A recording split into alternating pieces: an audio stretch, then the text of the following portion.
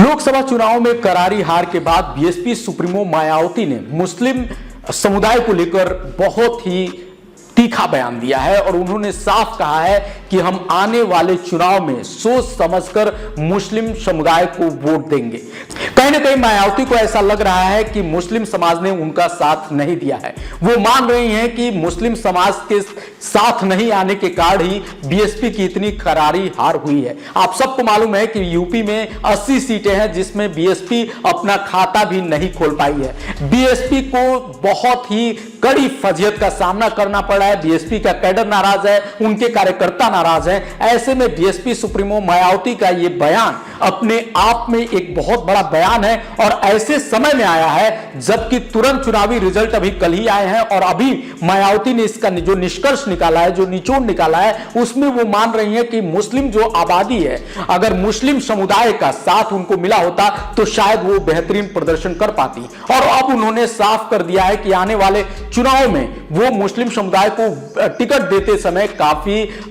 जो है सावधानी बरतेंगी और उनका मानना है कि टिकट बंटवारे में जो गलती हुई है उसका खामियाजा उनकी पार्टी को भुगतना पड़ा है। साथ ही साथ मायावती कहीं ना कहीं ये भी मान के चल रही है कि जो चुनाव का जो समय है वो काफी लंबा है और इस कार्ड से भी दिक्कतें हुई हैं। हालांकि उनका मानना है कि उनकी पार्टी मंथन करेगी और आगे देखेगी कि कैसे वो रणनीति बनाए और कैसे बीएसपी को बेहतर स्थिति में खड़ी करें। लेकिन ये एक बात तो तय जान लीजिए कि बीएसपी अब पूरी तरह से अपना जो उनका अपना वोट बैंक होता था वो भी खोते हुए दिख रही है, क्योंकि कहीं ना कहीं ऐसा लग रहा है कि पीडीए जो अखिलेश यादव का सबसे बड़ा दांव था उसमें उनको सफलता जो मिली है उसमें कहीं ना कहीं अब जो मायावती का अपना कोर वोट बैंक था वो भी कहीं ना कहीं या तो सपा की तरफ ट्रांसफर होता दिख रहा है या कांग्रेस या फिर बीजेपी की तरफ, मतलब बीएसपी की तरफ अब नहीं जा रहा है। क्योंकि इतनी करारी हार हुई है उससे साफ लग रहा है कि कहीं ना कहीं बीएसपी का जो कार्यकर्ता है, जो उनके पदाधिकारी हैं, वो उस पार्टी के साथ अब उस तरह से जुड़ाव महसूस नहीं कर पा रहे हैं,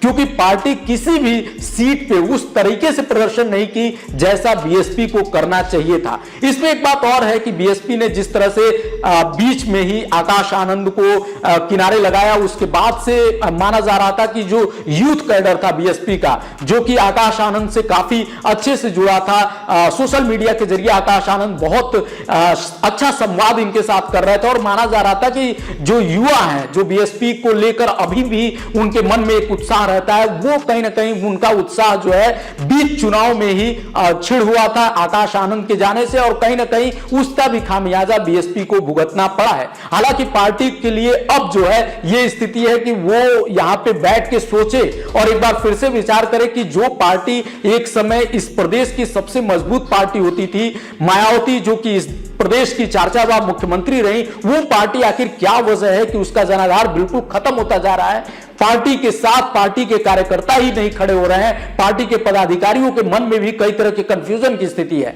ऐसे में मायावती के लिए उनका राजनीतिक भविष्य निश्चित रूप से एक चुनौतीपूर्ण बना हुआ है। हालांकि उन्होंने अब यह बयान जरूर दिया है, लेकिन कहीं ना कहीं यह माना जा रहा है कि मायावती और बीएसपी के लिए मुश्किलें और बढ़ सकती हैं, क्योंकि समाजवादी पार्टी का जो उभार हुआ है, जिस तरीके से अखिलेश यादव इस बार उभर के सामने आए हैं और देश की दूसरी सबसे बड़ी पार्टी बन गए, इतनी बड़ी संख्या में उनके लोकसभा सदस्य जीते हैं, तो वो कहीं ना कहीं बताता है कि अगर अखिलेश यादव उभरेंगे तो एक क्षेत्रीय पार्टी के रूप में अगर बीएसपी का अगर तुलना करें सपा के साथ तो बीएसपी बहुत पीछे है और सपा अब बहुत आगे निकल चुकी है। तो आने वाले विधानसभा चुनाव में भी सपा को इसका ज्यादा फायदा मिलेगा और सपा कांग्रेस गठबंधन के साथ आती है तो माना जा रहा है कि वो बीजेपी को हरा भी सकते हैं। तो ऐसी स्थिति में अब मायावती के लिए मुश्किलें और बढ़ गई हैं। कहीं ना कहीं बीएसपी कैडर को उनको जीरो से अब फिर से खड़ा करना पड़ेगा और ये एक बड़ी चुनौती है। देखना दिलचस्प होगा कि मायावती इससे